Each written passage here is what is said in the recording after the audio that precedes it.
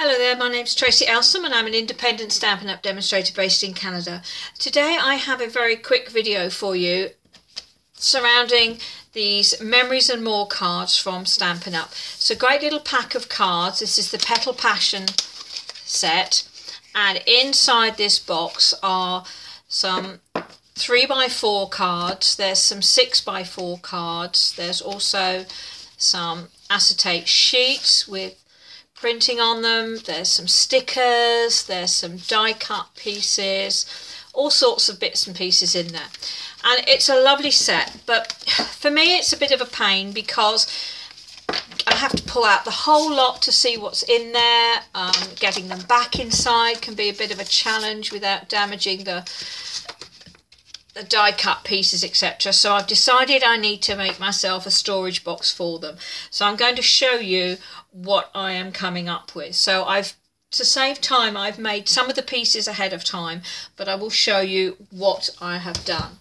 So basically this box is going to be 3 different size boxes. There's a main tray, and then there will be some smaller boxes to go inside, and you can see I've already made a couple, but I wanted to show you basically how I went about making them.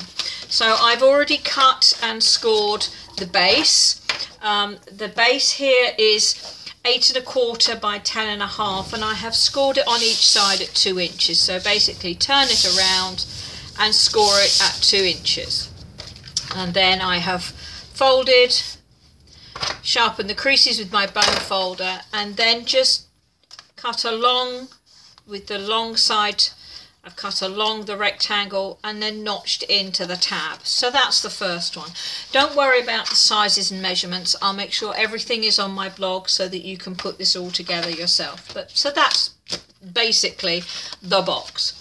And then for the long narrow box, the piece you need there is 5 inches by 10 7/16. So it's a little bit of an odd size, but it's easy to remember because again all you're doing is turning it round, scoring on the 2-inch line. So it doesn't matter the size of the card, just score along each 2-inch line. Again, you're going to fold along your scored lines and sharpen the creases. So this is the last piece. This is the smaller insert, and this piece is 5 inches by 7 3/16. And again, all I'm doing is I'm going to score at 2 inches.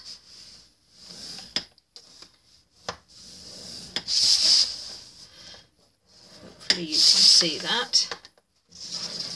So it really doesn't matter what size the card is, just score it at 2 inches.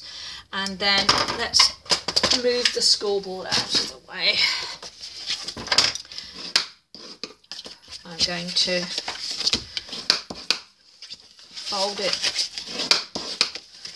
and sharpen the creases with the bone folder. Now, because of the size of this particular box, I want to make these tabs slightly smaller. So what I decided to do was, with the short side at the top, I'm going to bring in my stylus and I'm going to score 1 inch down to that first score line and 4 inches down to that first score line. Turn it all the way around so the other short side is at the top, and do the same. 1 inch down to the scored line, 4 inches down to the scored line. Doing it that way, you're not going to accidentally try and score those pieces. So with this one, nice and easy. Again, all the cuts are made with the long side towards you. So just like the other 2 boxes, cut up the rectangle, cut a notch in to that folded line, and do the same thing. All the way along the rectangle, cut a notch in to the folded line, and turn it around, do the same thing.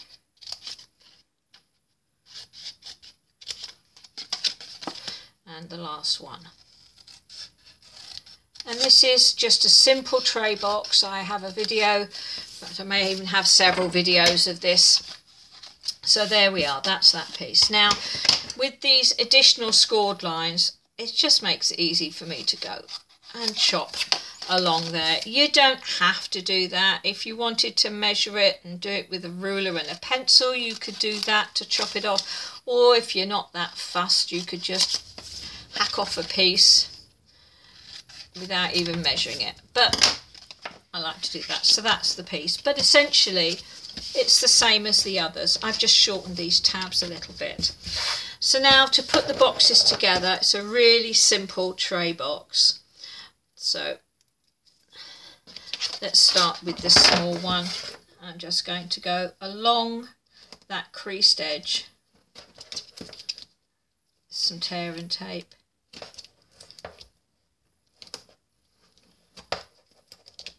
So I'm making sure my tear and tape is right up against that crease that I've sharpened with my bone folder. And I'm just putting another piece on the other end just to make sure it all stays in place. So we'll do that one. This is the longer box, same thing. Put your adhesive right up against that edge.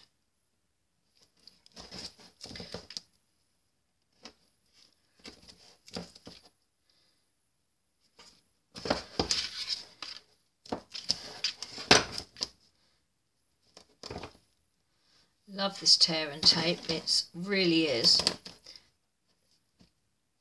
Just tear it. But I have found that it's easier just to put my fingernail just on the edge of it, so I'm pulling up against my fingernail so I don't tear the tabs off. This one is the same. It's a bigger box, but it's made in exactly the same way. It's assembled in exactly the same way. Because these tabs are a lot bigger, I'm just going to put an extra little piece along there. Just because I don't want it to come apart. So I'm not putting any adhesive on this cut piece. That's going to go right in the edge inside the box, so we really don't need that. So don't need to worry about that piece. Again.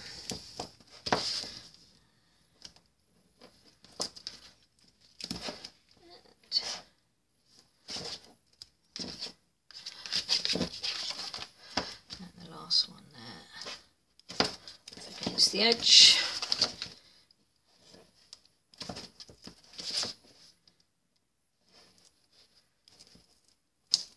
There we go. Okay, so that's that done. Another good thing to use your bone folder for is to just press on the tear and tape adhesive. Helps it to adhere to the card and makes it a little bit easier to get the backing off. So let's move these two out of the way. So to put this together, it's a simple tray box, as I said. My little bin there so that I'm not throwing bits all over the floor.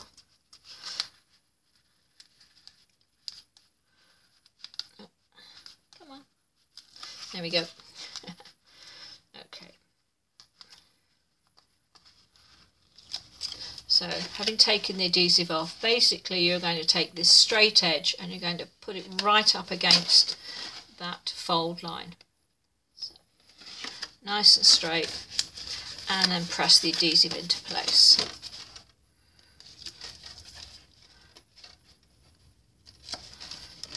The tray box is the simplest of the boxes to make, and you can do so much with them. So again, I'm taking that straight edge and I'm putting it up against that fold line. And the reason for cutting that notch in that tab there is so that when I put these tabs inside, you don't get a little bit sticking up. It gives enough room for that to go right down, so you can get it put together and you get a nice smooth top there. And the last one for this box.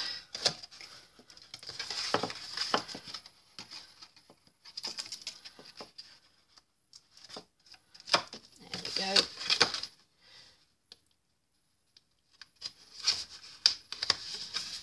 So there we are. There's the first box. Exactly the same method with these. Again, just take the tape off.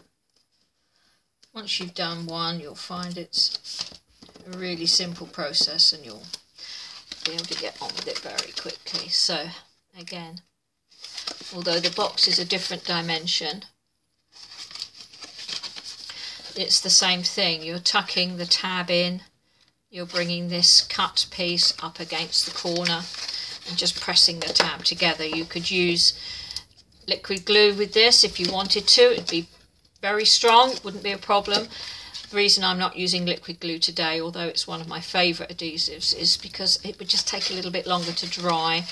And obviously I'm trying to do this for video, so I want to try and do it fairly quickly. So you're literally not sitting there waiting for the glue to dry. Okay, so same thing. This cut edge up against that crease. And that cut edge up against that crease. So that's that one done. And the last one is this small one where we've cut off a little bit of the tabs. And you'll see why we did that in just a second.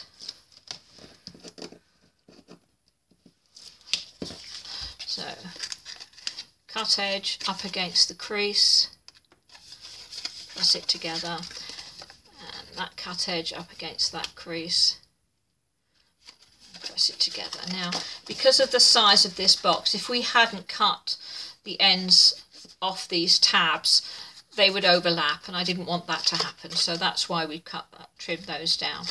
If you're not sure, just put the box together without actually taking the backing off the adhesive. Just check it, just fold it and see whether or not you need to trim a little bit off, and then you can always do it that way if you want to. So, last two sides for this. Straight edge up against the crease, press it into place. Last one, straight edge up against the crease. So there we go. So there is my box, and here are my inserts. So these fit in really nicely. I've got two there. Now before I put everything together, I want to just add a little bit of decoration to that. So what I did was I took this particular paper. It's from the Petal Passion Designer Series paper pack. It's 12 by 12, and I took those and I coloured them.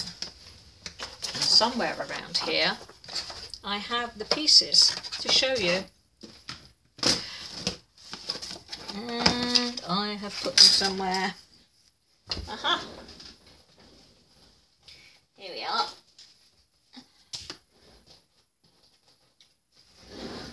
Right, okay, so what I have done is I have cut some, I coloured the paper with Stampin' Blends. I use Pink Pirouette, light and dark, and I use the Old Olive, light and dark.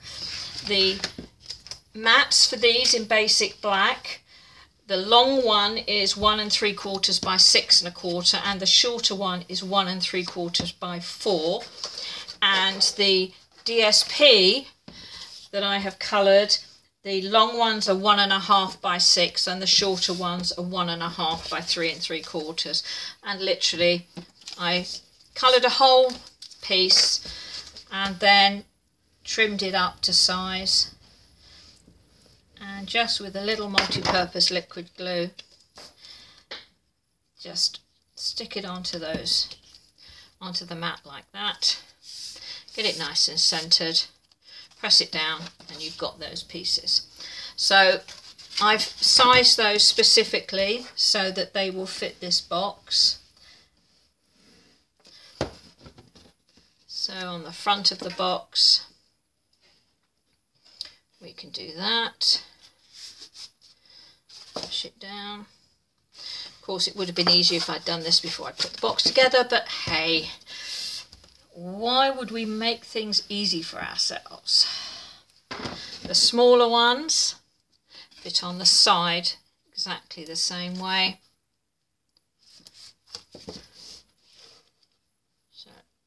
with liquid glue. And because we're not actually putting any strain on these pieces, that's why I'm using liquid glue. Whereas with the boxes, you really want those corners to stay in place. So I've decided to put this patterned paper on all 4 sides of the box just because I love it. I absolutely love this paper. I love it when it looks when it's coloured in, and I think it creates a really nice effect, and it coordinates with the Petal Passion cards that I want to use. Now I have a spare one, and I'll show you what I'm going to do with that. So there is my box. It's a simple tray, look lovely on a desk just like it is, but I have the long one that will fit inside.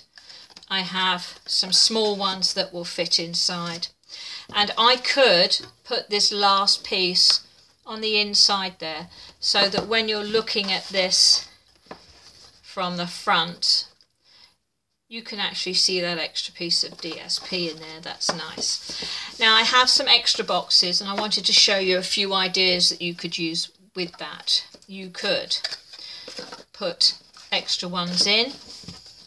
It will actually hold 4 rows of boxes. You could use the bigger ones, you can use the smaller ones, whichever combination you want. And if you really wanted to, you could do that. And in this little bit you could put washi tape, you could put sequins, whatever you wanted to actually go with your card pack.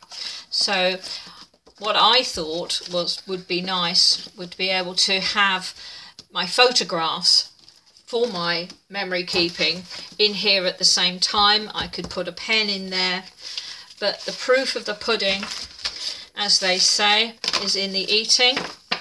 So let's put these cards in. These are the cards from the pack. I'm going to slot those in there like that. So we have 3x4 cards. We have 4x6 cards. And I'm going to move that one to the back, and I'm going to use that. So I've got the rest of my 3x4s in there. I'm going to use that to put my die cut pieces in, because they're a little bit delicate and I don't want to keep pulling cards out and putting cards in. So I'm going to use the acetate sheets as a protector, and I'm going to put that in there as well. So the main cards are all there together in one pocket. I've got another pocket with the specialty cards. There's another acetate sheet. There's some stickers, and all of those can go in the back. The 6x4 cards can go there. The 3x4 cards can go there. And then I've got my Memories and More cards all ready. I can use them, I can access them, I can see them. I'm not going to damage them trying to find them. And it just looks pretty. So I hope you've enjoyed that. I will put all the dimensions, all the sizes, and the products that I use, all of that will be on my blog. And if you'd like to purchase any of these items and you live in Canada, you can do that using my online store. And if you buy this set, I will send you a little special gift as well. So that's all for me from today, and I hope to speak to you again soon. Thanks very much. Bye.